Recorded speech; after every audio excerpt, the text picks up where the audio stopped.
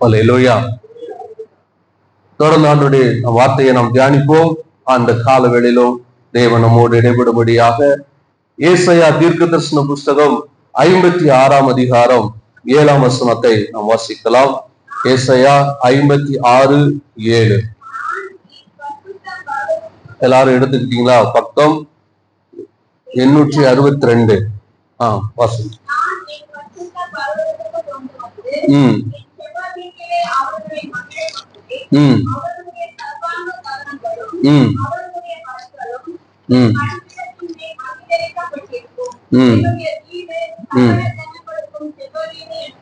ஆமென். அல்லேலூயா. அல்லேலூயா.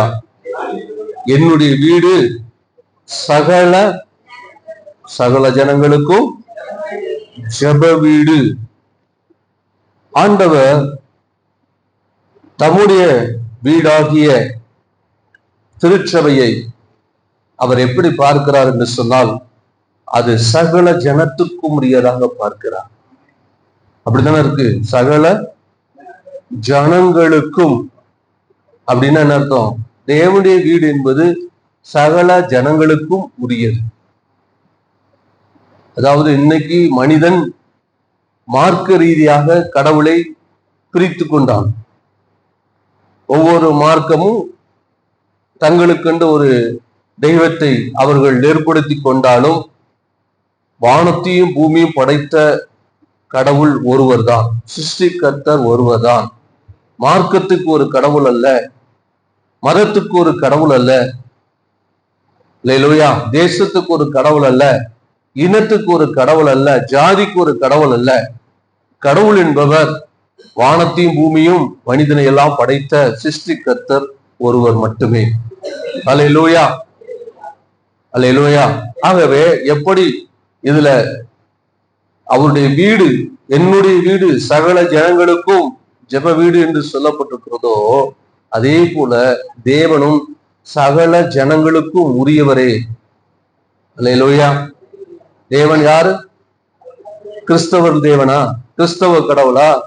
இயேசு கிறிஸ்தவர். இயேசு என்ற அந்த பெயரை நாம் பயன்படுத்தி அந்த கிறிஸ்தவர், கிறிஸ்டியன் நம்ம இந்த மாதிரி பயன்படுத்துறதுனால அதை கிறிஸ்தவர்களுக்கு மட்டும் உரியவர் அல்ல. அல்லேலூயா. இயேசு யாரு? கிறிஸ்தவ மதத்தை ஸ்தாபிக்க வந்தவரா? கிறிஸ்தவ மதத்தை பரப்ப வந்தவரா? இல்ல கிறிஸ்தவ மத தலைவரா? எதுவுமே கிடையாது. அல்லேலூயா. அவர் கிறிஸ்தவ மதத்தை ஸ்தாபிக்கவும் வரல, கிறிஸ்தவ மத தலைவரும் கிடையாது, கிறிஸ்தவ மதத்தை பரப்பவும் வரல. இயேசு எதுக்கு வந்தார்? பாவிகளை ரட்சிக்க வந்தார். இழந்து போனதை தேடவும் ரட்சிக்கவுமே மனுஷகுமாரன் வந்தார். அவரை குறித்து யோவான் ஸ்நானகன் சொல்லுகிறான், இதோ உலகத்தின் பாவத்தை சுமந்து தீர்க்கும் தேவ ஆட்டுக்குட்டி. கிறிஸ்தவர்களை பாவத்தை இல்ல, உலகத்தின் பாவத்தை, உலக மனிதர்களுடைய பாவத்தை இயேசு சுமந்து அவர் தீர்க்கிற ஆட்டுக்குட்டியாக அவர் வெளிப்பட்டார். அல்லேலூயா, அல்லேலூயா. இயேசு கிறிஸ்துவின் ரத்தம் கிறிஸ்தவருடைய பாவங்களை மட்டும் கழுவி சுத்திகரிக்கும். சகலன்னா சகல மனிதர்களுடைய பாவங்களை. அல்லேலூயா, அல்லேலூயா. எந்த ஜனத்திலாவது, எந்த இனத்திலாவது, எந்த ஜாதியிலாவது, எந்த மொழி பேசக்கூடிய எந்த இனத்தை சேர்ந்த மனிதனாய் இருந்தாலும், எந்த ஜாதியை சேர்ந்த மனிதனாய் இருந்தாலும், இயேசுவை அவன் நம்பும் விசுவாசிக்கும் பொழுது, இயேசுவை விசுவாசிக்கணும். என்ன விசுவாசிக்கணும்? இயேசு கடவுள் ஒன்று விசுவாசிக்கிறதா? அல்ல. இயேசுவை நாம் என்ன விசுவாசிக்கணும்? எல்லா மனுஷனும் இயேசுவை என்ன விசுவாசிக்கணும்? இன்னைக்கு என்ன நினைக்கிறாங்க அப்படின்னா, இயேசுவும் கடவுள் இல்ல, இயேசுவே கடவுள் என்று மட்டும் விசுவாசிக்கணும்னு நினைக்கிறாங்க. இல்ல, இயேசு என்னுடைய பாவங்களுக்காக இந்த பூமிக்கு வந்தார். அவர் கடவுள். அவர் என்னுடைய பாவத்துக்காக, என்னுடைய அக்கிரமத்திற்காக இந்த பூமிக்கு வந்த. என்னுடைய பாவங்கள், என்னுடைய அக்கிரமங்கள் எல்லாம் அவர் ஏற்றுக்கொண்டு எனக்காக அவர் தன் ஜீவனை கொடுத்தார். எனக்காக அவருடைய ரத்தம் சிந்தப்பட்டதைத்தான் இன்னைக்கு உலகம் விசுவாசிக்க வேண்டும். அல்லேலூயா. உலகத்துல இருக்கிற மனிதர்கள் விசுவாசிக்க வேண்டியது இயேசுவின் பாடுகளை, இயேசுவின் மரணத்தை. அதுதான் உலக மனிதர்களுக்கு, உலக மக்களுக்கு கிடைக்கக்கூடிய மகா பெரிதான விலையேற பெற்ற ரட்சிப்பு. அல்லேலூயா. ஒரு அரசாங்கம் ஒரு ஏதாவது ஒரு காரியத்தை அந்த தம்முடைய மக்களுக்கு செய்து இலவசமா கொடுக்குதுன்னு வச்சுக்கிறீங்களேன். ஒரு காரியத்தை அரசாங்கம் இலவசமா கொடுக்குதுன்னா அந்த இலவசம் என்பது அவர்களுக்கு இலவசம் அல்ல. அவர்கள் அதற்காக விலை கொடுத்து, விலைக்கரையம் கொடுத்து அந்த பொருளை வாங்கி அதை மக்களுக்கு என்ன செய்யறாங்க, விலைக்கரையமா கொடுக்குறாங்க. இந்த ஸ்கூல்ல, கவர்மெண்ட் ஸ்கூல்லயோ மற்ற கவர்மெண்ட் அரசு உதவி பெறக்கூடிய பள்ளிகள்லயோ இலவச புத்தகங்கள் எல்லாம் கொடுக்குறாங்க. அது இலவசமா?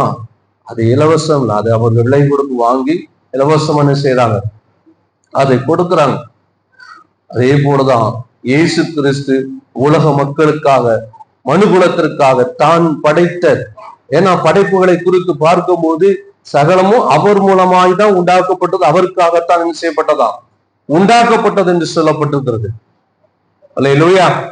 ஆகவே தன்னால் தனக்காக உண்டாக்கப்பட்ட மனிதன் மனுகுலம் அவன் பாவத்திலும் அக்கிரமத்திலிருந்து விடுதலையாக்கப்படுவதற்கு தன்னுடைய மரணம் ஒன்றுதான் தீர்வு என்பதனாலே, தன்னுடைய பாடுகள், தன்னுடைய ரத்தம் சிந்தப்படுகிறது ஒன்றுதான் தீர்வு என்பதனால்தான் ஆண்டவர் இயேசு கிறிஸ்து இந்த உலகத்துல மனிதனுக்காக, மனுகுலத்திற்காக இறங்கி வந்து சிலுவையின் மரணம் குறைந்து தன்னை தாழ்த்தி அவர் தன்னுடைய ஜீவனை என்ன செய்திருக்கிறார், கொடுத்திருக்கிறார். அவருடைய ரத்தம் இந்த மனுகுலத்திற்காக சிந்தப்பட்டிருக்கிறது. ஆகவே இயேசு என்பவர் ஒரு மதத்துக்குரியவர் அல்ல, ஒரு மத கடவுள் அல்ல, அவர் மதத்தை பரப்பக்கூடியவர் அல்ல, மதத்தை பரப்புவதற்காக வரவில்லை, ஒரு மத ஸ்தாபகராக வரவில்லை, மனிதனை ரட்சிக்க வந்தவர்.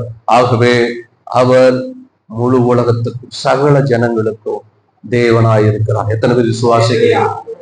அல்லேலூயா. இயேசு அவர் சகல ஜனங்களுக்கும் உரியவர். ஆகவே தான் இதே காரியத்தை புதிய ஏற்பாட்டுல இயேசுவே சொல்லுகிறார். என்னுடைய வீடு சகல ஜனங்களுக்கும் ஜெப வீடு என்று எழுதப்பட்டிருக்கிறதே உங்களுக்கு தெரியாதான்? அல்லேலூயா. அவரை சில நேரம் அவர் மனுஷகுமாரன், அவர் தேவகுமாரன், சன் ஆஃப் காட், அவர் மனுஷகுமாரன் எல்லாம் சொல்லி மற்ற மாற்று மதத்தினர் அவரை பத்தி பேசுறாங்க. ஆனா இதே வார்த்தை அங்க சொல்றார், என்னுடைய வீடு சகல ஜனங்களுக்கு ஜெப வீடு என்று எழுதப்பட்ட தெரியலையா? உரிமையா பேசுகிறார். அப்படி என்றால் அவர் யார்? அவர் தேவன். அல்லேலூயா. அவர் தேவனா இருக்கிறதுனால அதை சொல்றார், என்னுடைய வீடு என்று. அல்லேலூயா. உரிமையா அங்கே இருக்கிற அந்த புறாவிக்கிறவர்களையும் அந்த எல்லாரையும் அவர் கையில எடுத்து என்ன செஞ்ச, சாட்டை அடிச்சு விரட்டுறார். எதுக்கு? யாரும் செய்யாத, ஒரு மதகுரு செய்யாத, அவர் ஒரு மதகுரு கிடையாது, அவர் ஆசாரியம் கிடையாது, அவர் யூத கோத்திரத்துல பிறந்தவர். அவர் மதகுரு செய்ய வேண்டிய வேலை, ஒரு ஆசாரியம் செய்ய வேண்டிய வேலை அவர் செய்தார். ஏன்னா அது அவருடைய வீடு. அல்லேலூயா. அதனாலதான் உரிமையா அதை செய்கிறார். ஆகவே இயேசு சகல ஜனங்களுக்கு உரியவர், அவருடைய வீடு அது சகல ஜனங்களுக்கு உரியது. அல்லேலூயா. ஆனா பழைய ஏற்பாட்டிலையும் சரி, புதிய ஏற்பாட்டிலும் சரி, என்ன ஆச்சு அப்படின்னு சொன்னா, ஒரு குறிப்பிட்ட இனக்கூட்டம் மாத்திரம் அந்த தேவனுடைய வீடாகிய எருசலேமில் இருந்த தேவனுடைய ஆலயத்தை தங்களுக்குரியதாக பார்த்தார்கள்,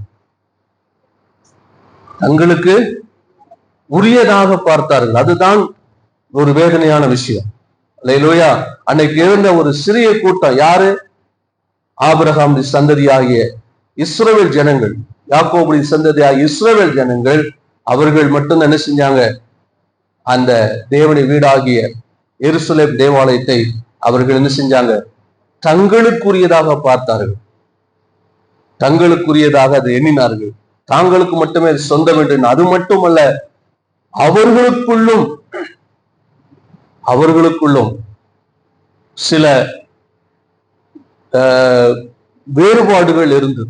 சிலர் வரக்கூடாது என்று சொல்லி அவங்களே என்ன பண்ணாங்க, சில ஆட்களை வரக்கூடாதுன்னு அவங்களே முடிவு பண்ணாங்க. நீங்க அதுக்கு காரணம் என்னன்னா, ஆண்டவர் தம்முடைய ஆலயத்துல அங்கே சிறு குறிப்பிட்ட நபர்கள் வரக்கூடாதுன்னு சொன்னது உண்மைதான். லேவியராகவும் உபாகமும் புஸ்தகத்திலாம் வாசித்தால் அங்கே சொல்லப்பட்டிருக்கிறது. லேவியராகவும் 21ஆம் அதிகாரம் 18 இருந்து 20 வாசிங்க. லேவியராகமம் 21ஆம் அதிகாரம் 18-20. அங்க வீதம் உள்ள ஒருவனும்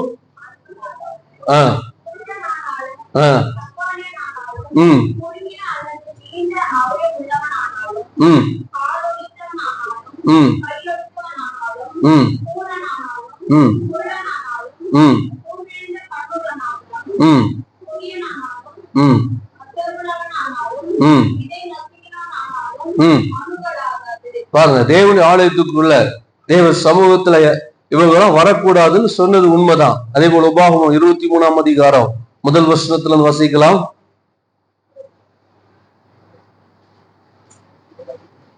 உபாகமம் 23:1-3 வாசிங்க.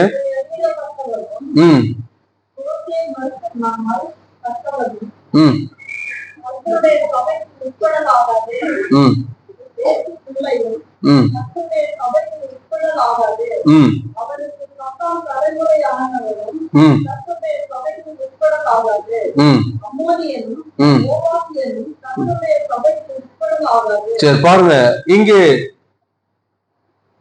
அந்த லேவியராகமம் உபாகமத்துல சரீர குறைபாடு உள்ளவர்களும் சரி, அதே போல சில நபர்கள், வேசியின் பிள்ளைகள், விதேடிக்கப்பட்டவர்கள் எல்லாம் ஆலயத்துக்குள்ள வரக்கூடாது.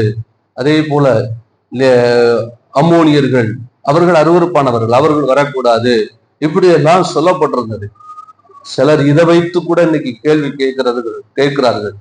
வேசியின் பிள்ளைகள் தேவனுடைய சபைக்குள்ள பிரவேசிக்க கூடாதுன்னு சொல்லப்பட்டிருக்குது. அப்ப இன்னைக்கெல்லாம் ஏன் அவங்க எல்லாம் வர்றாங்க? அது மட்டும் இல்ல, வேதத்துல இருந்தும் கேட்கிறாங்க. ராகா வேசியாச்சே, அவ இப்படி வந்தா, அதை இப்படி வரலாம். புதிய ஏற்பாட்டுல கூட, புதிய ஏற்பாடு காலத்துல முக்கியமா ஆண்டவர் இயேசு கிறிஸ்து அவர் மாம்சத்துல இருந்த நாட்கள்ல கூட யூதர்கள் அவரை பார்த்து இப்படிப்பட்ட கேள்விகளை கேட்டாங்க. அப்படிப்பட்ட காரியங்கள் அன்றைக்கும் இருந்துச்சு. மத்தேயு சுவிசேஷம் 21ஆம் அதிகாரம் 31ஆம் வசனம். மத்தேயு 21:31.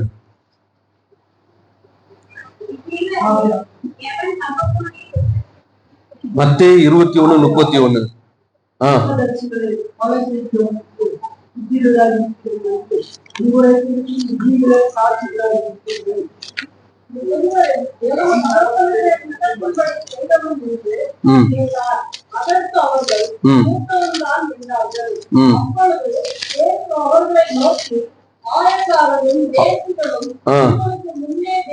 ஆயக்காரர்களும் வேசிகளும் உங்களுக்கு முன்னே தேவனுடைய ராஜ்யத்தில்,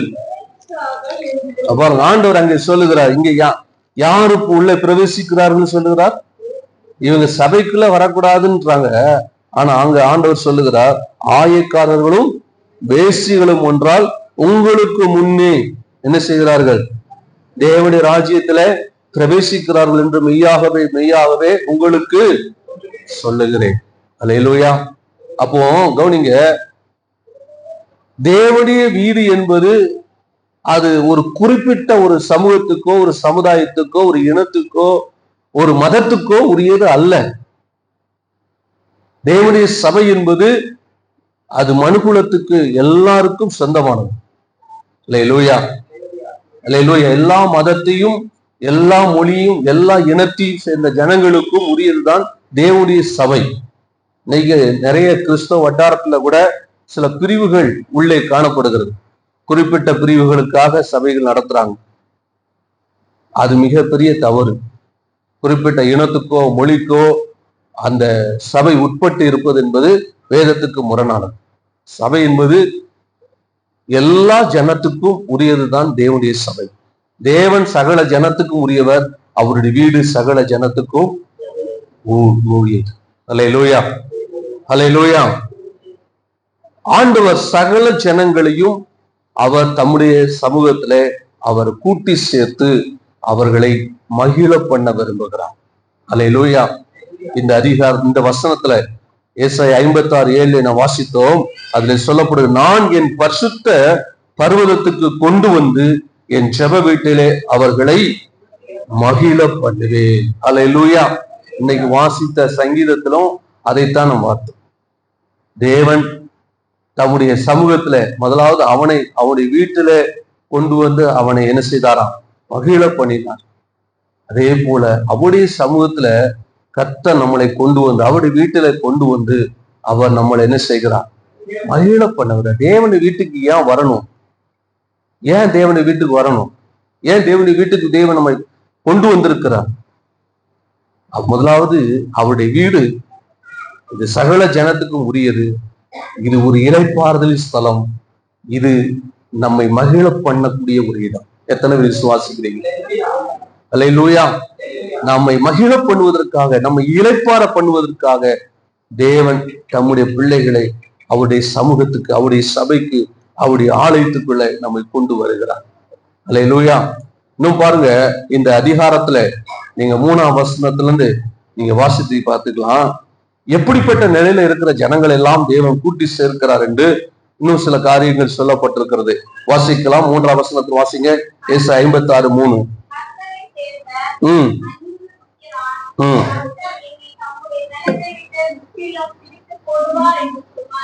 சொல்லானாக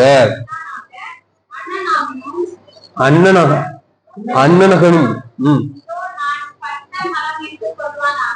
சொல்லானாக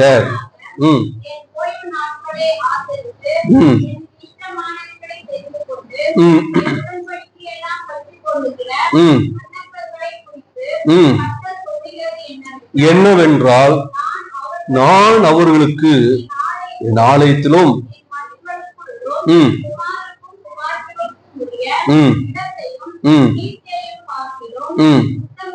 உத்தம இடத்தையும் கீர்த்தியையும் கொடுப்பேன் என்றும். பாருங்க, இங்கே ஏற்கனவே லேவியராகவும் உபாகமத்திலும் அதே போல மத்தியிலும் நம்ம பார்க்கிறோம். யாரெல்லாம் அவருடைய சமூகத்துக்கு வரக்கூடாது என்று அன்றைக்கு யூதர்கள் கருதினாங்க, யாரெல்லாம் வரக்கூடாது என்ற சட்டம் இருந்ததுன்னு பார்த்தோம். ஆனா இங்க ஆண்டவர் என்ன சொல்றாருன்னா, அதாவது அன்றைக்கு அன்னகர்களும் அந்நிய ஜனங்களும் அந்நிய புத்திரர், அதான் சொல்லணும், யூதர்கள் தேவன் தங்களுக்குரியவர் என்றும் அவங்க ஆபிரகாமின் தேவன், ஈசாக்கின் தேவன், யாக்கோபின் தேவன் என்றுதான் சொன்னார்கள். ஏன்னா ஆபிரகாமுக்கும் ஈசாக்குக்கும் யாக்கோபுக்கும் மட்டும்தான் அவர் உரியவராக பார்த்தார்கள். அப்படின்னா அதனாலதான் அவங்க அப்படி அழைத்தாங்க. ஆனா மற்ற ஜனங்கள், யூதர்கள் அல்லாத, இஸ்ரவேல் அல்லாத எல்லா ஜனங்களையும் அவர்கள் தேவனுக்குரியவராக அவர்கள் பார்க்காம தேவனுக்கு தூரமான ஜனங்களாக பார்த்தாங்க. ஆனால் அவர்கள் எல்லாம் தேவனுடைய சபைக்கு உட்பிரவேசிக்க கூடாதுன்னு நினைச்சாங்க. அந்நிய இனமோ அந்நிய மொழியோ அந்நிய தேசத்தை சேர்ந்தவனோ தேவனுடைய சபைக்குள் வரக்கூடாதுன்னு நினைச்சாங்க. அதே போல அன்னகர் என்ற அந்த வார்த்தையை இன்னைக்கு நாம் அநேகர் திருச்சபை மக்கள், விசுவாசிகள், தேவனுடைய ஊழியக்காரர்கள் முதற்கொண்டு தவறாக புரிந்து கொள்ளுகிறார்கள். அன்னகர் என்றது அது இன்றைக்கு சொல்லக்கூடிய 3வது பாலினம் அல்ல.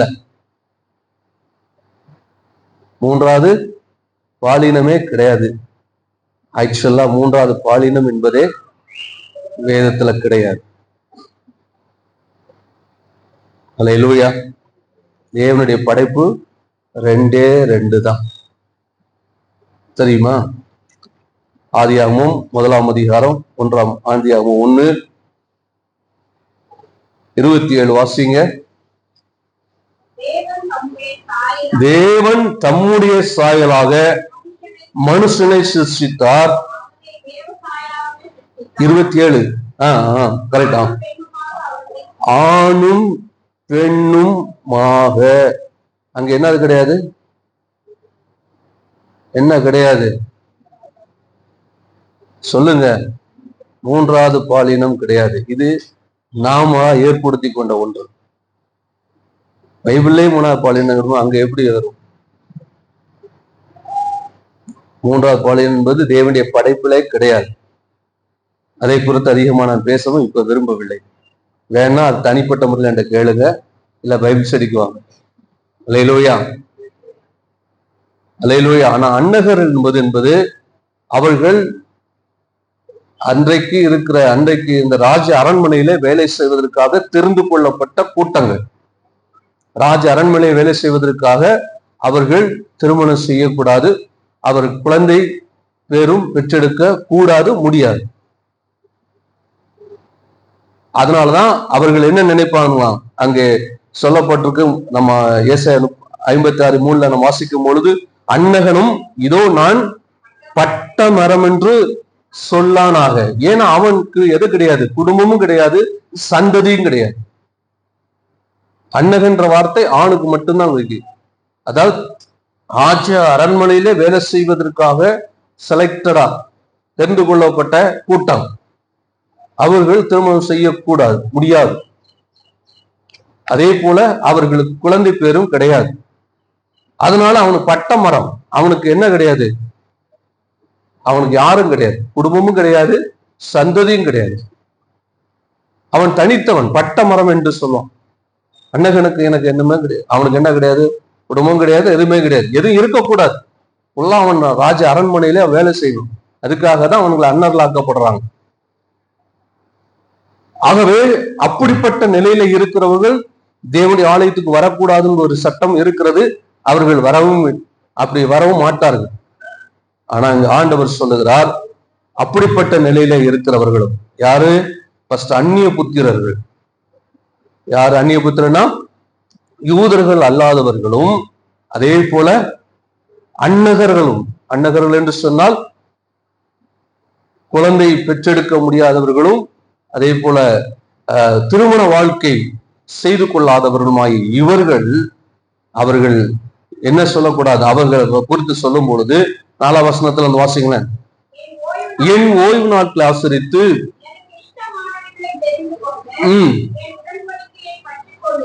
பாருங்க, அவங்க அன்னர்களா இருக்கலாம், அந்நிய புத்திரர்களாகவும் இருக்கலாம். யாரா இருந்தாலும் முதலாவது என் ஓய்வு நாட்களை அவர்கள் என்ன செய்யணும், ஆசரிக்க வேண்டும். ஓய்வு நாள் என்பது அது எப்படிப்பட்ட சூழ்நிலையிலே நமக்கு கொடுக்கப்பட்டது, மனிதனுக்கு கொடுக்கப்பட்டது, ஓய்வு நாள் ஏன் ஏற்படுத்தப்பட்டது, இதை நல்லா நாம் புரிந்து கொள்ளணும். பழைய ஏற்பாடு காலத்துல ஓய்வு நாளும் கர்த்தர் யாருக்கு ஏற்படுத்தினார், அவர் 6 நாளும் எல்லாத்தையும் சிருஷ்டி விட்டு 7ஆம் நாள் ஓய்ந்திருந்தார். எதுக்காக ஓய்ந்திருந்தாராம், எதுக்காக ஓய்ந்திருந்தார், தனக்கு டயர்டா இருக்குனால ஓய்ந்திருந்தாரா, இல்ல. ஓய்வு நாள் அது தேவனுக்காக ஏற்படுத்தப்பட்டதல்ல, அது மனிதனுக்காக ஏற்படுத்தப்பட்டது. அல்லேலூயா, அல்லேலூயா. ஆகவே மனிதனுக்கு ஒரு இளைப்பாறுதல் வேணும். இதுக்கு தான் ஆண்டவர் ஓய்வு நாள் ஏற்படுத்தினார். நமக்கு இளைப்பாறுதலை வேண்டும் என்று முதலாவது விரும்பினது தேவன். நல்லா புரிந்துக்கிறோம். அல்லேலூயா. மனிதனுக்கு என்ன வேணும், ஆமா, அவன் படைக்கிறதுக்கு முன்னாலே ஆண்டவர் ஓய்ந்து இருந்தார். அல்லேலூயா. படைத்தப்புறம் எல்லாத்தையும் சிஸ்டப்பட்டு ஓய்ந்து இருந்தார்னா அவனுக்கு தேவை இளைப்பாறுதல்ங்கிறத அவர் ஏற்கனவே திட்டமிட்டிருந்தார். மனிதன் ரட்சிப்பை குறித்து ஏற்கனவே திட்டமிடப்பட்டிருந்தது. உலக தோற்றத்துக்கு முன்பாக அடிக்கப்பட்ட ஆட்டுக்குட்டியானவர்னா இயேசு கிறிஸ்துவை குறித்து சொல்லப்பட்டிருக்கிறது. அதே போலதான் இளைப்பாறுதல். இளைப்பாறுதலை நமக்கு கொடுப்பதற்காகத்தான், அதாவது நித்திய இளைப்பாறுதல் ஒன்று வருகிறது. அதற்கு முன்னோட்டமாகத்தான் இந்த இளைப்பாறுதலை தேவன் மனிதனுக்கு என்ன செய்கிறார், அவர் ஏற்படுத்தினார். ஆனா பழைய ஏற்பாடு காலத்துல அதை என்ன செஞ்சாங்கன்னா, அந்த இளைப்பாறுதலை மிக கடுமையாக்கி, இது மனிதனுக்கு ஆசீர்வாதமா இருக்க வேண்டிய அந்த இளைப்பாறுதல் மனிதனுக்கு விரோதமாக மாறியது. அதனாலதான் ஆண்டவர் இயேசு கிறிஸ்து அவர் மாமிசத்துல வெளிப்பட்ட நாட்களிலே அவர் மனிதனுக்கு பிரயோஜனமா இருக்க வேண்டும் என்று கற்றுக் கொடுத்தார். அல்லேலூயா. அதனால சனிக்கிழமை 7வது நாள் தான் ஓய்ந்திருக்கணும் என்பதல்ல. ஒரு நாள் நம்முடைய சரீரத்துக்கு ஓய்வு மிக அவசியம். ஒரு நாள் நம்முடைய சரீரத்துக்கு, அது இன்னைக்கு நமக்கு எல்லாருக்கும் பொதுவான விடுமுறை நாள் ஞாயிற்றுக்கிழமை. ஆகவே சரீரத்துக்கு ஒரு நாள் என்ன வேணும், ஓய்வு நாள். இது தேவனுடைய கற்பனை, இதை மனிதன் கை கொள்ளணும். அல்லேலூயா. ஆனா இன்னைக்கு அதெல்லாம் மாறி, அந்த நாளிலும் ஒண்ணு நம்ம போய் வேலைக்கு அடிமையா கிடப்போம், அப்படி இல்லைன்னா சும்மாவும் இருக்க மாட்டோம், ஓடிட்டு இருக்கு. முதலாவது நம்முடைய சரீரத்துக்கு ஓய்வு அவசியம், சரீர ஓய்வு கண்டிப்பா அவசியம். 2வது ஆத்துமாவுக்கு ஒரு இளைப்பாறுதல் அவசியம். அல்லேலூயா. சரீரத்துக்கும் இளைப்பாறுதல் வேணும், ஆத்துமாவுக்கு இளைப்பாறுதல். நீங்க ஆத்துமாவுக்கு இளைப்பாறுதல் தான் ஆண்டவர் உங்களை தம்முடைய சமூகத்துல கொண்டு வந்து இளைப்பாற பண்ணுங்க. எத்தனை பேர் விசுவாசிக்கிறீங்க? அல்லேலூயா. எதுக்கு இன்னைக்கு சபைக்கு வர்றோம்? எதுக்கு சர்ச்சுக்கு வரணும்? கிறிஸ்தவம் மட்டும்தான் வரணுமா? எல்லாம் மத்த யாரும் வரக்கூடாதா? எல்லாரும் வரலாம். எதுக்காக? வழிபாடு பண்ணுவதற்காக அல்ல, ஆத்துமாவிலே ஒரு இளைப்பாறுதலை நாம் பெற்றுக்கொள்வதற்காக. அல்லேலூயா.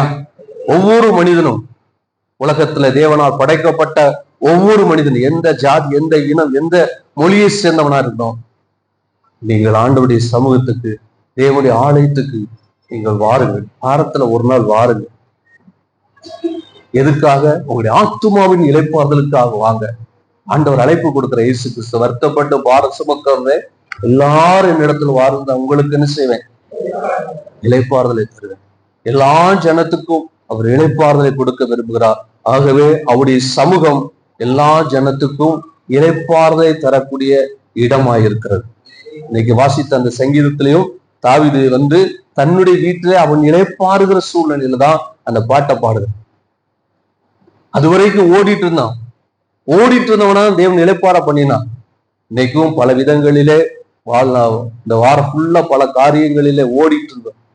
பல நெருக்கம், பல போராட்டம், பல பிரச்சனை, இதெல்லாம் சந்திக்கிற நம்மளை இளைப்பாற பண்ணும்படியாக ஒரு இளைப்பாறும் ஸ்தலமாகத்தான் தேவன் தம்முடைய சமூகத்துல அவருடைய ஆலயத்துக்குள்ள நம்மளை எல்லாம் கொண்டு வந்திருக்கிறார். எத்தனை பேர் விசுவாசிக்கிறீங்க? அல்லேலூயா. அப்படி சமூகத்துல உங்க பிரச்சனையை மறந்து கர்த்தருக்குள்ள நீங்க இளைப்பாறுங்க. அல்லேலூயா. பாருங்க, அடுத்து வாசிங்க, அந்த 4ஆம் வசனத்தை வாசிங்க. ஆசரித்து தேவனுக்கு எனக்கு இஷ்டமானவைகளை தெரிந்து கொண்டு என் உடன்படிக்கையை பற்றி கொள்ளுகிற அன்னகர்களை குறித்து சொல்லுகிறது என்னவென்றால், நான் அவர்களுக்கு என் ஆலயத்திலும் என் மதில்களுக்குள்ளும் உரிய இடத்தையும் கீர்த்தியையும் உத்தம இடத்தையும் கீர்த்தியையும் கொடுப்பேன். பாருங்க, ஆண்டவர் சொல்லுகிறார், அந்நிய புத்திரனாலும் யூதர்கள் அல்லாத அந்நிய புத்திரனானாலும், இது ஏசாயா தீர்க்கதரிசி இஸ்ரவேல் ஜனங்கள், யூத ஜனங்கள், யூத தேவாலயம் இடிக்கப்படுகிறது காலங்களுக்கெல்லாம் முன்னால, அவர்கள் பாபிலோனுக்கு சிறைப்பட்டு போவதற்கு முன்னே சொல்லப்பட்டது இந்த தீர்க்க தரிசனம். பாபிலோன் கால சிறைப்பட்டு போறதுக்கு முன்பாகவே சொல்லப்பட்டது. அப்போ அந்த நாட்கள் எந்த அளவிற்கு யூதர்கள் தங்களை மேன்மையா நினைத்திருப்பாங்கன்னு யோசித்து பாருங்க. அவங்க தெய்வ ஆலயம் தங்களுக்கு மட்டுமே உரியதாக பார்த்தாங்க. அப்பவே ஆண்டவர் சொல்லுகிறார், எந்த அந்நிய புத்திரனானாலும், யூதன் அல்லாத, அப்ப யாரு கிடையாது? கிரேக்கர்கள் கிடையாது. ஏசாயா தீர்க்கதரிசி சொல்லக்கூடிய நாட்கள்ல கிரேக்கர்கள் கிடையாது. அதே போல ஏரோதின் நாட்கள் கிடையாது, ரோமர்கள் கிடையாது, அப்பவே இல்லை. அல்லேலூயா. அப்பவே ஆண்டவர் சொல்லுகிற வார்த்தை, அந்நிய புத்திரராயினும் அன்னகர்களாயினும் அவர்கள் என்னுடைய ஓய்வு நாளை ஆசரித்து எனக்கு இஷ்டமானதை தெரிந்து கொண்டு என் உடன்படிக்கையை அவர்கள் பற்றி கொள்ளும் பொழுது அவர்களை என்னுடைய ஆலயத்துல என்னுடைய குமார குமார்த்திகளுக்கு நான் என்ன இடத்தை நான் அவங்களுக்கு கொடுத்தேனோ அதே இடத்தை அவர்களுக்கும் கொடுப்பேன். அல்லேலூயா, அல்லேலூயா. இன்னைக்கு நாம் யாருமே யூதர்கள் கிடையாது. நம்ம எல்லாம் யூதர்களா? ஆபிரகாம் சந்ததியா? நம்ம எல்லாம் அந்நிய புத்திரர்கள். நம்ம எல்லாம் அந்நிய புத்திரர்களா இருந்தாலும் தேவன் நம்மளை எந்த இடத்துல கொண்டு வச்சிருக்கிறாரு? அவருடைய பிள்ளை என்ற ஸ்தானத்துல. அல்லேலூயா. யோவான் 1:12 வாசிக்கும் போது அங்கே சொல்லப்பட்டிருக்கிறது. வாசிங்க, யோவான் 1:12. என் நாமத்தின் மேல் அவரை ஏற்றுக்கொண்டவர்கள் எத்தனை பேரானாலும் யூதர்கள் அல்லாத அந்நிய புத்திரர்கள் யாரா இருந்தாலும், எத்தனை கோடி ஆனாலும் எல்லாருமே அவர்களுடைய. அப்போ இன்னைக்கு நம்மளை தேவன் எந்த இடத்துல கொண்டு வச்சிருக்கிறாரு? ஆபிரகாமுடைய சந்ததி, யாக்கோபின் சந்ததி, இஸ்ரவேல் ஜனங்களை தேவன் எந்த இடத்துல வைத்திருந்தாரோ அதே இடத்துல இன்னைக்கு நம்மள எல்லாரும் தேவன் கொண்டு வந்து வச்சிருக்கிறாங்க. எத்தனை பேர் விசுவாசிக்கிறீங்க? கொஞ்சம் கரங்களை தட்டி தான் ஆண்டவருக்கு மகிமை செலுத்தலாமே. அல்லேலூயா, அல்லேலூயா. அவருடைய குமாரத்திகளுக்குரிய இடத்துல கொஞ்சம் அப்படியே யோசித்து பாருங்களேன். எத்தனையோ பிள்ளைகள் நமக்கு வழக்கம் இருக்கிறாங்க, நமக்கு தெரியும். நமக்கு தெரிந்த பிள்ளைகள், நமக்கு பழக்கமா எவ்வளவோ பிள்ளைகள் இருப்பாங்க. அந்த பிள்ளைகளை நம்ம பெத்த பிள்ளை இடத்துல கொண்டு போய் என்னைக்காவது வச்சு பார்த்துருக்கிறோமோ? அந்த ஸ்தானத்துல, அந்த இடத்துல அவங்க ஒரு பசி எடுத்த உடனே, ஒரு ஸ்ட்ரெஸ் இல்லைன்னு நினைக்கும் போது அவங்களுக்கு மற்ற பிள்ளைகள் பழகுவாங்க. நம்மகிட்ட நல்லா பழகுனா கூட நம்ம பிள்ளைங்களுக்கு செய்கிறது மாதிரி அவங்களுக்கு என்னைக்கா செஞ்சிருக்கிறோமா?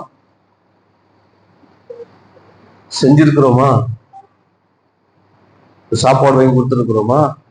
சாப்பாடு வேணுமா, சாப்பாடு வேணுமா, சாப்பாடு வேணுமா, சாப்பிட்டியான்னு வேணா கேட்போம். ஆனா நம்ம பிள்ளைகிட்ட கேட்க மாட்டோம், அள்ளி ஊட்டுவோம்.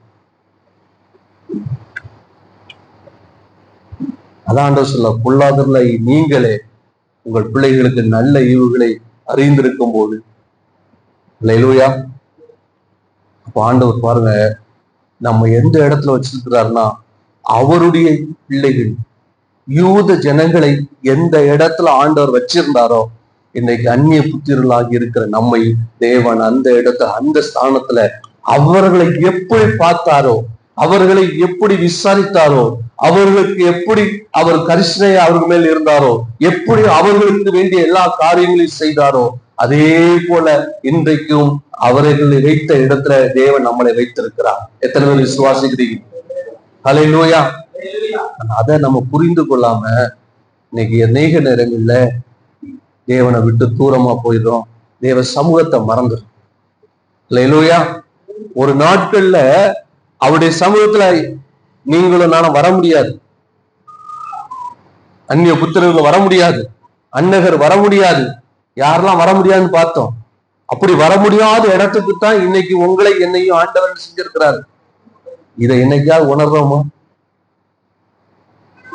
அப்படிப்பட்ட இடத்துக்கு தேவன் நம்மளை கொண்டு வந்து அவருடைய பிள்ளைகளாய் யூத ஜனங்களை, என் குமாரத்திகளுக்குரிய இடத்துல நான் யார வைப்பேன்? அந்நிய புத்திரர்களையும் அன்னகர்களையும் வைப்பேன்னு சொன்னார, அதே இடத்துல கர்த்தர் உங்களை என்னையும் கொண்டு வந்து வச்சிருக்கிறார். விசுவாசிக்கிறீங்களா?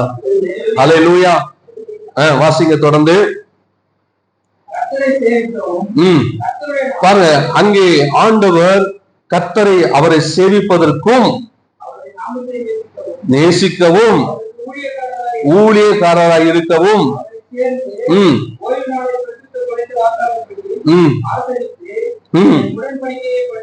பற்றி கொண்டிருக்கிற அந்நிய புத்திர அனைவரையும் நான் என் பரிசுத்த பர்வதத்துக்கு கொண்டு வந்து என் ஜெப வீட்டிலே அவர்களை மகிழ பண்ணுவேன். அல்லேலூயா. ஆண்டவர் இந்த நாளில நமக்கு கொடுக்கிற வார்த்தை அதுதான், நான் அவர்களை மகிழ பண்ணுவேன். அல்லேலூயா. யாரெல்லாம் சபைக்குள்ள வரக்கூடாது, அந்நிய புத்திரர்கள் வரக்கூடாது, அன்னகர் வரக்கூடாதுன்னு அன்றைக்கு யூதர்கள் சொன்னாங்களோ, அப்படிப்பட்டதான அந்நிய புத்திரர்களாகிய நம்மை தேவன் இன்னைக்கு அவருடைய சமூகத்துல கொண்டு வந்திருக்கிறார். எதுக்காக? அதான் சொல்லப்படுகிறது, அவரை சேவிக்கணும், அவருடைய நாமத்தை நேசிக்கணும், அவருக்கு ஊழியக்காரராக இருக்கவும், அவரை சேர்ந்து ஓய்வு நாளை பரிசுத்த குலைச்சலாகாதபடி ஆசரித்து என் உடன்படிக்கையை பற்றி கொண்டிருக்கிற அந்நிய புத்திரர் அனைவரையும் நான் என்னுடைய பரிசுத்த பர்வதத்துக்கு கொண்டு வந்து என் ஜெப வீட்டில் அவர்களை என்ன செய்வேன்? கர்த்தர் நம்மை அவருடைய ஜெப வீடாகிய அவருடைய சமூகத்துல கொண்டு வந்து நம்மளை மகிழ பண்ண விரும்புகிறார்.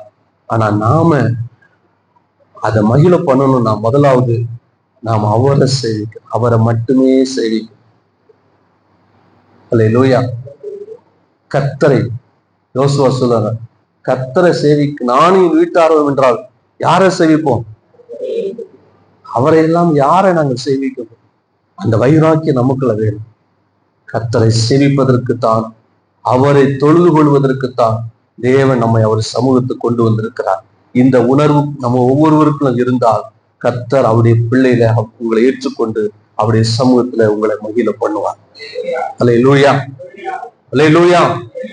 அடுத்து சொல்லுவார், அவர் சேவிக்கவும் நாமத்தை, அவருடைய நாமத்தை நேசிக்கணும், அவரை நேசிக்கணும், தேவனை நேசிக்கணும். என்னைக்குமே நம்மளை விட சிலர் நமக்கு ரொம்ப நெருக்கமான இருக்கிற ஆட்களை நேசிப்போம். இல்ல நமக்கு கீழே இருக்கிற ஆள் மேல் பரிதாபப்பட்டு கூட அவங்க மேல நம்ம கரிசனை காட்டுவோம். ஆனா மேல இருக்கிற ஆட்கள் மேல நமக்கு கரிசனை வராது, நேசிக்க வராது. எத்தனை பேர் உங்க உள்ளத்துல உங்க இருதயத்துல கை வச்சு எங்க ஓனரை நான் உண்மையா நேசிக்கிறேன் அப்படின்னு சொல்ல முடியும்? திட்டாம இருந்தா சரிதான். நிறைய பேருக்கு பெத்த தாய் தகப்பன், நிறைய பிள்ளைகள் வாழ்க்கையில பெத்த தாய் தகப்பன் எப்படித்தானா இருக்கிறாங்க தெரியுமா? எப்படி இருக்கிறாங்க? எதிரியாத்தான் இருக்காங்க. வில்லனாத்தான் இருக்கிறாங்க. நிறைய பிள்ளைகள் உள்ளத்துல பெத்த தாய் தகப்பனை அவங்க எப்படி பாக்குறாங்கன்னா வில்லனாதான் பாக்குறாங்க. அதே மாதிரி நிறைய பேர் கடவுளை வில்லனாத்தான் பாக்குறாங்க. அல்லேலூயா. கடவுள் நம்ம எவ்வளவு அன்பு வைத்து அவர் நமக்கு பெற்ற தாய் தகப்பன் தன் பிள்ளைகளுக்காக எவ்வளவு செய்யறாங்க, அதை பிள்ளைகள் நினைத்து அவங்க மேல் அன்பு வைக்கணும். அதே போலதான் கடவுளை நம்ம நேசிக்கணும். இந்த நேசிக்கிற எண்ணம் வந்துச்சுன்னா நம்ம அவர் ஒரு நாள் அவரை என்ன செய்ய மாட்டோம்? வில்லனா பார்க்க மாட்டோம், ஹீரோவா பார்ப்போம். அல்லேலூயா. பெற்ற தாய் தகப்பன் எப்படி தம்முடைய பிள்ளைகளுக்கு ஒரு ஹீரோவா, எல்லா விஷயத்திலும் அவங்கதான் அந்த பிள்ளைகளுக்கு உதவியா இருக்கிறாங்க. அதே போலதான் கடவுள் நம்மை படைத்த தேவனும் அதுதான். அவரை நேசிக்கிற என்ன வேணும்? நம்ம தவறு பண்ணும்போது ஆண்டவர் தண்டிக்கிறார், திருத்துறார். அதனால எப்பொழுதுமே நம் கடவுளை என்ன பண்றோம்னா, மனிதன் தாம் விரும்புகிறபடி நடக்கணும், தாம் விரும்புகிறபடி கடவுள் தனக்கு செய்யணும்னு தான் எதிர்பார்க்கிறானே தவிர கடவுளுடைய சித்தம், கடவுளுடைய விருப்பத்தின்படி நடக்க மனிதன் முற்படுவதே கிடையாது. அதனாலதான் எப்பொழுதுமே கடவுள் அவனுக்கு எதிரியாவே இருக்கிற, அவனும் எதிரியா பார்க்கிறான். அவரை நேசிக்கவும், அடுத்து பாருங்க, அவரை சேர்ந்து அவருக்கு ஊழியக்காரராக்கவும், அவருடைய பரிசுத்த ஓய்வு நாளை குலைச்சலாகாதபடி அதை என்ன செய்ய வேண்டும்? ஆசரிக்க. எதற்காக பரிசுத்த ஓய்வு நாளை தேவன் ஏற்படுத்தி தந்தார்? எதுக்காக? நாம் இளைப்பாறுவதற்காக, நம்முடைய சரீர இளைப்பாறுதலுக்காக, நம்முடைய ஆத்தும இளைப்பாறுதல். இதை புரிந்து தேவன் நமக்கு தந்த ஓய்வு நாளை, நான் சனிக்கிழமை சொல்றது, ஓய்வு நாள் என்பது தேவன் வாரத்துல ஒரு நாள், 6 நாள் வேலை செய்த ஒரு நாள் நம்ம சரீரத்துக்கும் ஆத்மாவுக்கும் ஓய்வு. இது தேவனுடைய பிரமாணம். இத நாம் கை கொள்ளணும், இதை கை கொள்ளணும். 1000 வேலைகள் இருந்தாலும் ஞாயிற்றுக்கிழமை வாரத்துல ஒரு நாள் இந்த சரீர ஓய்வுக்கும் ஆத்ம ஓய்வுக்கும் இடம் கொடுக்கு. அதுக்காக சபைக்கு வாங்கும். ஆத்ம இளைப்பாற பண்ணா தேவ சமூகத்துக்கு வரணும். இதை விட நீங்க இந்த இதுல நீங்க கரெக்டா இருந்து பாருங்களேன், ஆண்டவர் உங்களை அவருடைய வீட்டிலே உங்களை மகிழ பண்ணுவார். அல்லேலூயா. எவ்வளவு முக்கியமான வேலை, எவ்வளவு 1000 வேலை இருந்தாலும், எவ்வளவு முக்கியமான பணிகள் இருந்தாலும், நான் இன்னைக்கு ஆராதனைக்கு போகாம தேவ சமூகத்துக்கு போக, நான் போன வாரமா அதுக்கு முந்தின வாரமா சொன்னேன், அந்த நேரத்தை கொடுங்க. ஆராதிக்கிறதுக்கு பலன் இல்லை, ஆராதிக்கக்கூடிய மனது இல்லை, பரவாயில்ல, இந்த நேரத்தை எப்படியாவது கொடுத்து பாருங்க. நீங்க கற்பனைக்கு கீழ்ப்படிந்து பாருங்க, ஆண்டவர் அவருடைய வீட்டுல உங்களை மகிழ பண்ணுவார். அல்லேலூயா. ஆண்டவர் சொல்றார், பற்றி கொண்டிருக்கிற அந்நிய புத்திரர் அனைவரையும் என் பரிசுத்த பர்வதமாகிய பர்வதத்துக்கு கொண்டு வந்து என் ஜெப வீட்டிலே அவர்களை, அல்லேலூயா, அல்லேலூயா, கர்த்தர் நம் ஒவ்வொருவரையும் அவருடைய சமூகத்துல ஆண்டவர் மகிழ பண்ண விரும்புகிறார். அல்லேலூயா. இன்னைக்கு ஆண்டவர் கொடுத்த வார்த்தை அதுதான், அவர்களை நான் மகிழ பண்ணுவேன். இன்னைக்கு உலகத்துல பல்வேறு காரியம், அன்னைக்கு நம்ம இந்த சங்கீதத்துல வாசித்தது போல தாவீது பல்வேறு நெருக்கமான சூழ்நிலைகள், போராட்டங்களை சந்தித்த சூழ்நிலை தேவன் அவனை எப்படி மகிழ பண்ணினாரோ அதே போல இன்னைக்கு ஆண்டவர் இன்னைக்கு பல்வேறு போராட்டங்களையும் பல்வேறு நெருக்கமான சூழ்நிலைகளையும் சந்தித்து வந்திருக்கிற நம்மளை அவருடைய வீடாகிய அவருடைய பரிசுத்த பர்வதமாகிய அவருடைய ஆலயத்துல தேவன் நம்மை ஒவ்வொரு முறையும் ஆண்டவர் மகிழ பண்ண விரும்புகிறார். ஏதோ கடமைக்காக பாரம்பரியத்திற்காக உங்களை ஆண்டவர் இந்த இடத்துக்கு கொண்டு வரல. இன்றைக்கு கொண்டு வந்த நோக்கம், ஒவ்வொரு முறையும் தேவன் நம்மளை கொண்டு வருகிற நோக்கம் அவரை நாம் மகிமைப்படுத்த மட்டும் இல்ல, நாம் மகிழ போனோம், நாம் களி கூற வேண்டும். இந்த இடத்துல களி கூறணும், ஒரு களி கூறுதல் உண்டாகணும், ஒரு ஆனந்த சத்தம் உண்டாகணும், ஒரு ஆர்ப்பரிப்பு உண்டாகணும். ஏதோ கடமைக்கு வந்தார் என்று பாட்டை பாடணும் இல்ல, சபையில பாடுகிற பாடல்கள் மற்ற ஆராதனைகள் எல்லாம் ஒன்று தேவனை மகிமைப்படுத்துவதற்கும் நாம் தேவனுக்குள்ள களி கூறுவதற்கும். அல்லேலூயா. தேவன் செய்த நன்மைகள் அந்த சங்கீதம் 30 தாவீது தேவன் செய்த காரியங்கள் எல்லாம் சொல்லுகிறான். என் இரட்டை கலங்கி போட்டீர் என்று சொல்றான், என் வேதனையை மாற்றினீர் என்று சொல்றான், என் துக்கத்தை மாற்றினீர் சொல்றான். ஆண்டவர் எவ்வளவு காரியங்கள் ஆண்டவர் நம்ம வாழ்க்கையில இந்த வாரங்கள்ல இந்த நாட்கள்ல கர்த்தர் செய்திருக்கிறார். அதை நினைத்து நாம் தேவனுக்குள்ள நாம் களி கூற வேண்டும். எல்லாரும் எழுந்து நம்ம கொஞ்ச நேரம் ஆண்டவரை மகிமைப்படுத்தி